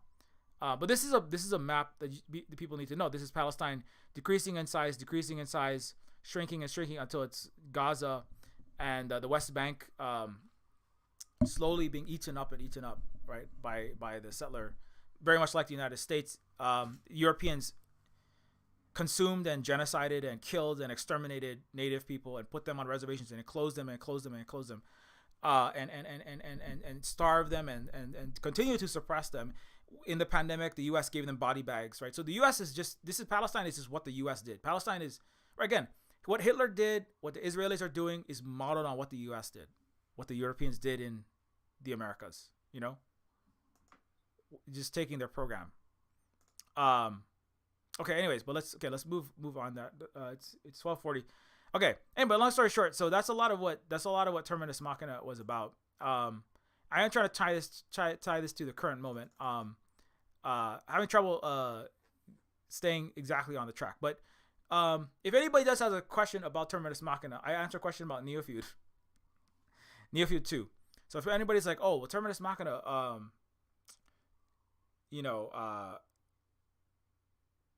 some other question, I will answer those questions. But I know many people watching this probably don't play games. I know some people who watch these don't play games, but in case there's somebody who is the game players, or you maybe don't play like retro style 3D games. But if you do, I will answer a question about that if you have one.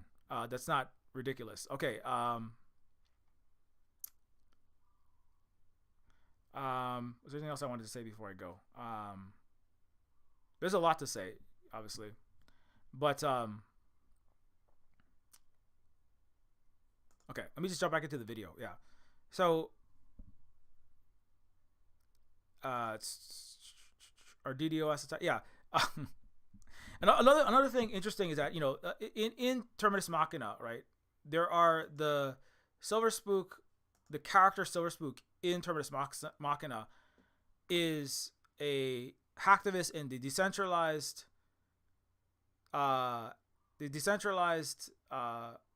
anti-capitalist, basically communist organization called HexGen, which is jailbreaking gulag worker slaves in the unpaid labor facility, also known as a prison labor facility, also known as U.S. prisons, which have 2.5 million disproportionately black and native Hawaiian people. And in these prisons, Silver Spook is tasked is trying to help people break out of these illegitimate prisons in order to help them join the resistance against the dying U.S. plutocracy that is exterminating. They're just shooting people in the street for striking. If you come out and do a Black Lives Matter protest, right? It's kind of like what Israel is passing. The United States is very close to passing a law that says the U.S. military can shoot protesters. So if you're like marching for climate, they just shoot you with a live ammunition. If you, of course, at that point, the U.S. will really be balkanizing. You know what I'm saying? But that's what Terminus Machina is about. A few steps in the future. But because Bolivia has already done that. Israel is passing a law that says you can just shoot. The Israeli military can fire live ammunition, deadly rounds, at pro-Palestinian or any protester. Just shoot. They can just murder them. So the United States has already shot cops. The U.S. the U.S. is slow motion walking into that. Right? They already shot. They shot Black Lives Matter activists. They shot Ferguson activists. They shot the Stop Cop City activist. They just murdered him. Right? So the U.S. is testing the water. It's like, can we get away with the police and militarized police, maybe military eventually? Donald Trump tested the water. Donald Trump in the 2020s, in the 2020, Donald Trump ordered hundreds of thousands of rounds of ammo from a Texas depot, a Florida army base into D.C. And Donald Trump ordered the U.S. military, as the commander-in-chief of the U.S. military, to be prepared and possibly to shoot live ammunition at the Black Lives Matter activists. So the president of the United States ordered the U.S. military to fire at American citizens with live ammunition. I'm not joking. That was where the U.S. military started to balkanize and actually crack and fracture. There was a soft coup because a good percentage of the U.S. generals said, if we take this route, we must stop this here. Right? So the president, the supposed commander-in-chief, the United States government is completely dysfunctional. That's not apparent. But the United States government has already broken into pieces multiple times, right? The president has been indicted like how many times? Not ex-president, but even before that, he was already being assaulted, and now they can't stop him though, because the United States is not legitimate. The United States is like three broken pieces of a. It's like Emperor Palpatine fractured into 10 pieces, and Captain Phasma and Admiral Nida are like slapping each other in the face over who gets to control the Death Star. The military generals, including Petraeus, had to write a document saying that Donald Trump is marching us down the path of the Third Reich and Hitler, and the general was pleading with the U.S. officers and the U.S. soldiers to not follow Donald Trump's orders, and not just him, whole sections of the U.S. military and the U.S. leadership had to coup the United States to stop the U.S. president from massacring black people with the military and Black Lives Matter supporters. So the United States is already broken into pieces. It's not really one country anymore. DeSantis is going to make the United States of Florida. And there will be like the 13 the true United States, the New York Times and Washington Post states of New England, the Californian techno messianist utopia of Silicon Valley, and the rest of California is like fuck you Silicon Valley, but they're all breaking off. Most Americans are now looking to have their own water filtration system, grow their own food, buy a $3,000 Chinese car and a $5,000 Chinese solar powered, fully furnished, 5G enabled, satellite Huawei phone enabled home, and plop it down somewhere like in a rural area. The United States is gone. There is no United States, really, not really. It's already gone, right? And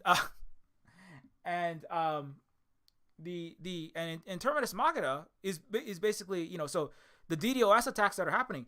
This is actually they're high tech hacktivist attacks that are destabilizing what remains of the fragmenting, balkanizing U.S. and Western capitalist colonialist system, right?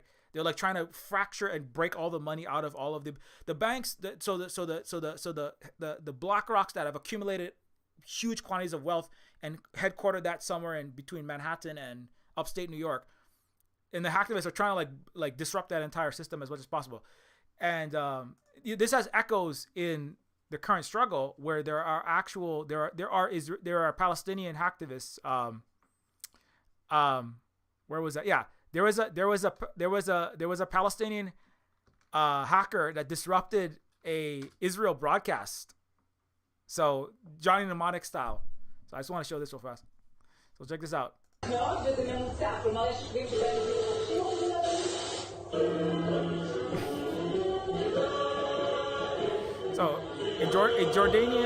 Jordanian hacker interrupted the Israeli Channel 13 broadcast and plays Fidai and captions it, "Palestine is free and will remain free." So the hacktivism is already going over there, inside of Palestine. But anyways, okay, so obviously I don't condone hacking, never do hacking, everything illegal. You should never do that, okay? Because if you were to condone any of those things, that would be illegal and that would be a violation of the term of service of all major streaming platforms. Anyways, so but in Terminus Machina, that's a portion of, because Terminus Machina is a cyberpunk Deus Ex spinoff, right? So that's what they're doing, is they're trying to like destroy they're trying to accelerate the collapse of major Western corporations. They're trying to basically hemorrhage money out of banks and just like stick it in the pockets of people to try to disempower the mass multi-trillions of dollars accumulated in Wall Street, in all the Davos crowd, in all of the blue checkmark stocks, and then spread that out outside of the center. Obviously that doesn't change the material on the ground realities, because you need you need the physical resources, not just the digital. But a lot of it's basically about disrupting the control and the power that the capitalist system still has as the United States and Western capitalist countries implode. It's about destabilizing their ability to pay their security forces and to pay their police forces and to pay even their own, and to cause more disruption, right? To cause disruption, and like in the same way that a mass blockade or protest, a strike disrupts, right? A strike is the workers mass disrupting, right? The sale of, GM cars, Stellantis cars, right? Chrysler cars, right? Like UAW has been doing. Now they're striking a deal. They're getting 25% raises, I heard. Like writers, right? Disrupting all of Hollywood and Disney and Comcast, Disney and Sony and Paramount, right?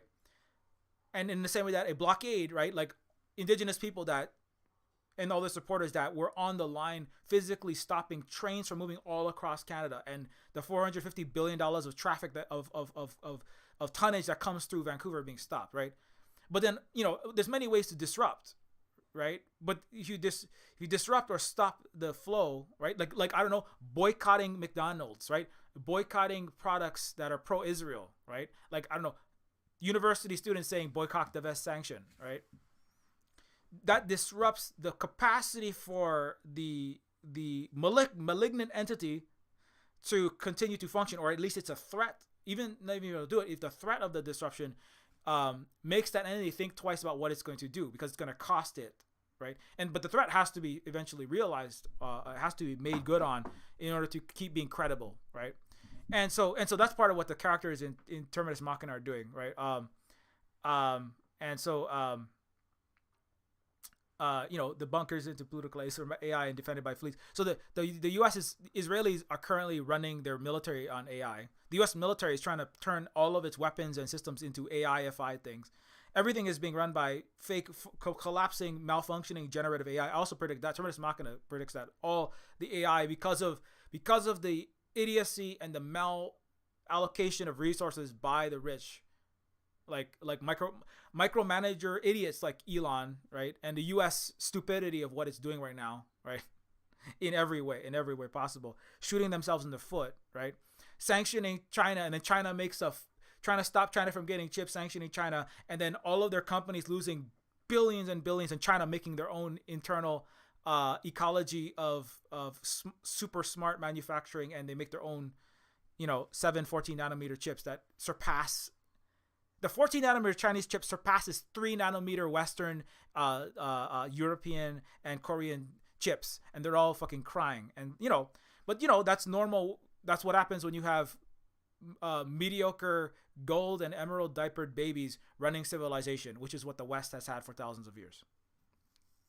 Is you get bad decisions that have only been slightly saved by the barbarity of those idiots that have run the West. Right, by being so brutal, right, that they can crush and accumulate so much wealth and power that they are able to keep crushing. And the thing is, but if a strong enough countervailing force with an alternate model, like a socialist non-colonial model, comes out, which there now exists, which is China and the multipolar world led by BRICS, led by the Belt and Road Initiative, then all of a sudden, idiots with nukes does not look as strong anymore, right? Bill Gates with a generative AI it's not looking so strong anymore. Aircraft carrier. The U.S. just decommissioned 2 aircraft carriers because it didn't keep them up. It wasted $21 trillion in historically constant Pentagon audits.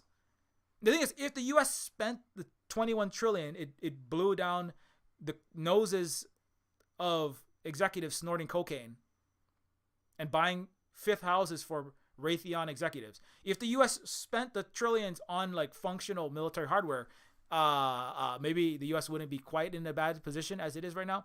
But that's not what the U.S. did. What the U.S. did was waste their money on broken garbage, right? High-tech boondoggle railguns on the aircraft carriers, right? Complete abject failures like the F-35, which is about as functional as a Mountain Dew can with a motor from an RC car, right? Piloted by a broken iPhone, right? That's how good the F-35 that they spent tens of billions on is. And so and so they now what they're doing is they're running away into the little cities and paying for all their AI piloted fucking they don't yet. Terminus Machina suggests that they're going to have AI piloted drones and police, right? Just murdering all the activists in the street, right? But that Terminus Machina is when LA, New York City, Vancouver, and Seattle look like Palestine, look like Gaza, right? Because that's what, right? If Ferguson was taking advice from Palestinians are like, this is where they're going. Take your shirt off, wrap the shirt around your hand, grab that canister. It's gonna be very hot. The tear gas is shooting out a in large enough portions that's a war crime to be shooting that tear gas out. But pick up that tear gas canister, right? Cover your face and then throw it back at the cops, because the Palestinians have always been suffering the eventual fate of Americans. They've always been suffering, especially the ethnic minorities, black, brown, indigenous people. The Palestinians have always been suffering the fate of Europeans, because the West is not going to, colonialism is not coming back. The great American century is over, which is to say the Great Western Century. Pretending to be good people with your social democracies and your Coca-Cola and Levi's jeans and 57 flavors of ketchup is gonna save you.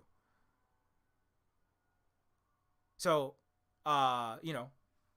which it never was, Like, I love Teenage Mutant Ninja Turtles, but Teenage Mutant Ninja Turtles on the backs of 90% of the planet suffering, starving, and being bombed to death that's not a good trade-off. I mean, even for me, I'd be like, I would trade having a Teenage Mutant Ninja Turtles birthday party when I was 10 so that the Palestinians, the people of Afghanistan, Iraq, and all of Africa could have like food and drinking water. You know what I'm saying? I'm not saying that we're not gonna. I'm saying you don't have to hate teenage. You don't have to boycott, divest, and sanction yourself away from Leonardo and Michelangelo. And you don't. I'm not saying like refuse to watch Seth Rogen's reboot of that TV series.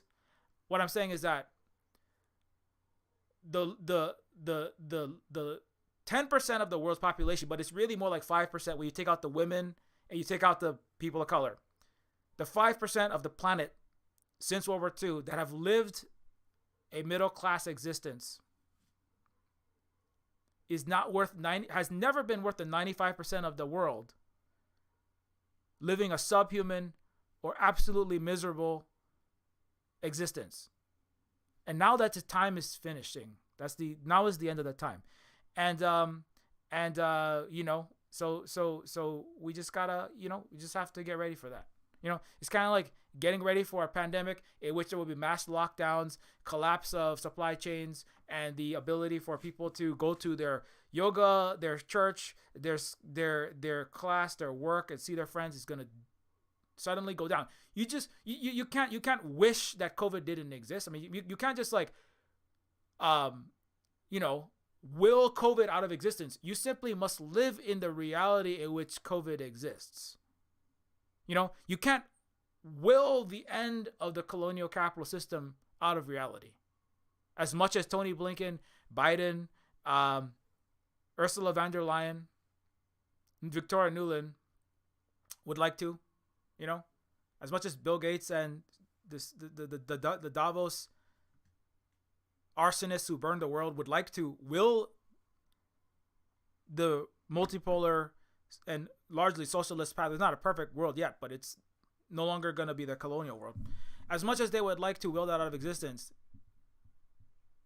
they all, and all people must, especially the Westerners, must simply survive it. You must adapt to it. And obviously, Terminus Machina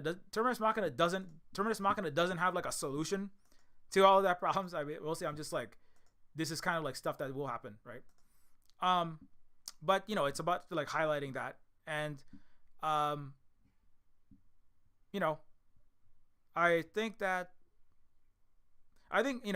shouldn't say what it does or doesn't do. I leave it to you to go play it and then see if it does or doesn't do that. If you die a lot in the beginning, just remember that playing Terminus Machina is not as hard as being a Palestinian. You know what I'm saying? Anyways, what's up, Big Teal? I gotta go though because I gotta come back and stream later on. I did not answer any questions. I don't think there's any questions, so that's okay. Thanks a lot, Big Teal. Also, thanks Colin and everybody else, and Grant Scarborough, everybody who dropped in. But anyway, if you want to get Terminus Machina, it is on ModDB.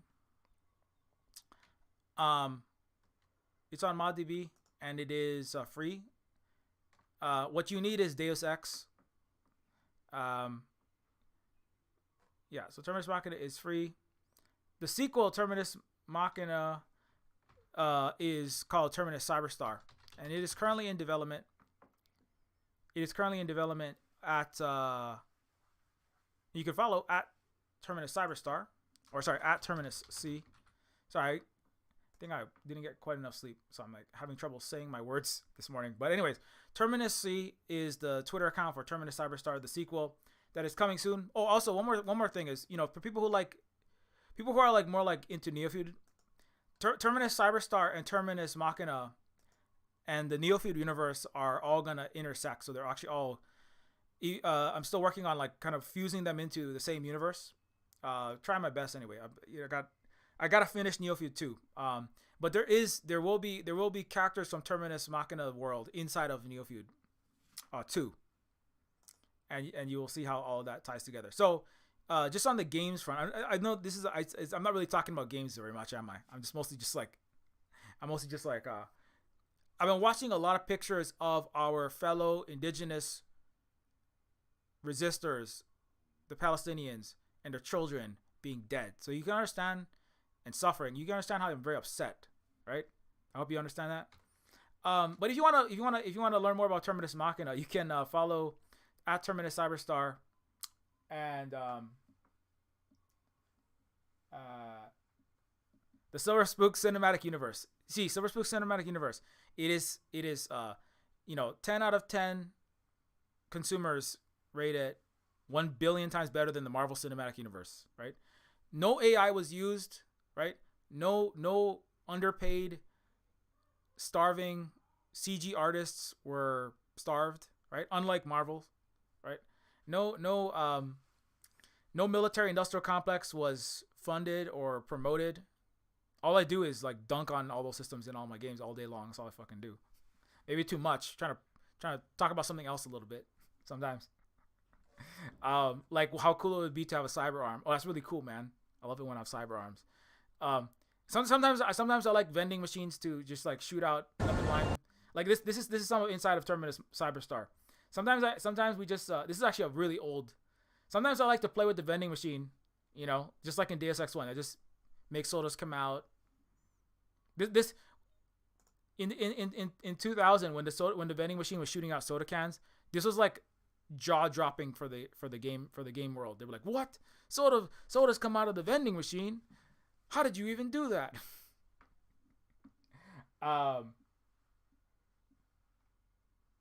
Zero profit for Bob Iger. No. Silver Spook Games is a cooperative, so there's no billionaires, no capitalist exploitation. All the decisions are made democratically here, so it's like and so no Bob Igers. Nobody went to a summer camp for billionaires at the Silver Spook Cooperative, right? Taking mountains of financing and just running away with it, like at CD Projekt, unfortunately. Anyways, you can also get you can get Deus Ex if you want to install Terminus. You see, I can't suck. If you want to install Deus Ex, which you need to run Terminus Machina, you can get Deus Ex from Steam for very cheap. I think it's usually like pretty cheap. It's like always on sale. I feel like, why is it always on sale? It's like every time I look at it, it's on sale. It's 97 cents. Okay, so you can get Deus Ex for 97 cents for less than $1. Nothing is less than $1, right? You go to get like a McChicken and it's like $3 or $5, something ridiculous, right? But Deus Ex is still $1, just like in just like grandma used to make. You can get Deus Ex. You can also get Neofeud. I promise I'll be funnier later. Today I'm just like low. I'm like low serotonin or low sleep or low. I'm just like high watching too many. Not too many. Just like that's all there is. It's like what's happening in Palestine. You can get Neofeud, which is a cyberpunk adventure game and also made by myself. And it is on Steam and it's also on itch.io. If you enjoyed Neofeud and you would like to leave even a very short review, it is massively appreciated and it will be help us get the game recognized and shared in the Steam algorithm. You can also support you can get Neofeud at itch.io for Windows and for Mac and for Linux. You can get a standalone, and it is also a game that is the most of the highest amount of revenue will come to us when you get it on itch.io. And we also have other games such as Decolon. If you're just like upset about what's happening, you're like, I wanna just blow away some imperialists. I just wanna like blow away some actual bad guys. I just wanna fight a genocidal military that's like overpowered and just like has so much more high-tech weapons and bombs, and I just want to like fight them. You can fight the US when it was bombing civilians like Israel in Vietnam. You can fight the US like fighting Israel, right? in Decolonators, where you play the Vietnamese and indigenous people resisting a genocide, very much like the Palestinians, and it's totally legal. It's just like, because it's historical fact. It's a video game, and it's historical fact. This is just what happened. The United States got its ass kicked by the Vietnamese. Poorer, less resourced, but still kicked America's ass, and that's really amazing. So you can play that. I mean, this I have to play Decolonators just to like feel better. You know, it's like be like, you know, after watching all of this horror. Anyways, Indigenous Star is a game, or anyways, I got lots of other games. Pigeon with Gun is a game where you play a pigeon with a gun and you blow away tons of cops and billionaires and liberals, liberal politicians. You just kill them all. That's not all it is, but it's like that's like part of the plot. You fight giant robot gajillionaires, bougie F-16 pilots. You can also shoot F-16s in this game. You want to blow away American F-16s flown by bougie liberals? You know that TikTok Israeli girl who's all like, oh, look, here's me with all the dead Palestinians I killed. I'm gonna do my makeup like a dead Palestinian baby, right? And then putting blood on her face, you know, like sipping her coffee, right? And then like going to a rave, like at the rave dressed up as a dead Palestinian, and then shooting missiles during her day job. Do you ever want to blow that person away? That person flies planes in this game. It's called Pumpkin Spice. Never kill anybody. Never kill anybody. That's like totally illegal. I'm saying is in this game, you can fight as a pigeon with a gun. Actually bad people like US and US backed military forces in a video game.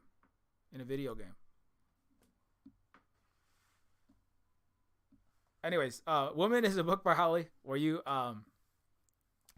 Woman is a book by Holly that was written about being raised in a right-wing evangelical Protestant Christian world, and it is a story from Mary's perspective from the Bible, and it's about critiquing that culture, and it is free, or you throw some money our way when you pick it up. If you would like to support us here at the Silver Spook Cooperative and what we do, consider supporting us through Ko-Fi. At Ko-Fi, you can give a one-time donation, or you can, if you don't want to get Patreon or sign up for anything, and also you can help us out though on Patreon at patreon.com/Neofeud. And on Patreon, you can also help us out in an ongoing fashion.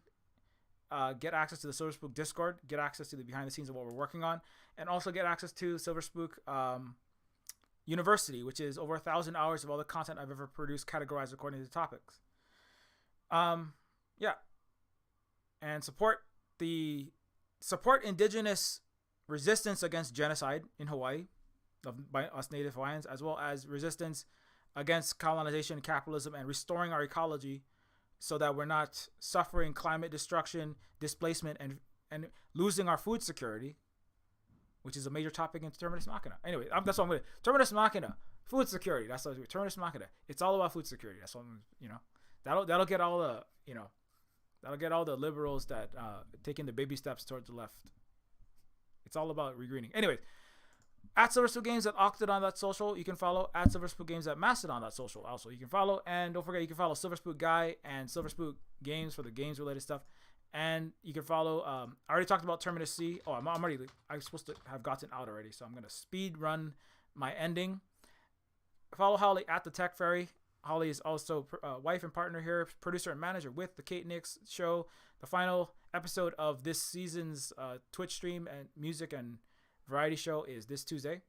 Don't forget. And Holly's also educator, parent, caregiver with Hawaiian children here with myself, and is doing lots of other important things. So thank you to all these people on this list for your continued support. Without your support, it becomes very hard for us to keep doing this work. So thank you so much for that. Thanks everybody for watching. And I'll be back in the evening for something else on the Twitch channel around 5 to 6 Pacific time. Oh yeah, also one more thing I forgot to mention, but I should mention. I'm going to be doing another podcast with one of my other game dev friends, creator of Techno Babylon at some point, James Dearden. And also I will be possibly on the Subversive History Twitch show at some point. So that I'm looking forward to both of those, talking about Hawaii colonialism and history of Hawaii. So that should be fun. So look forward to those. And okay, keep your mirror shades polished. You know, the revolution will not be televised. It will be social media broadcast through Chinese satellites and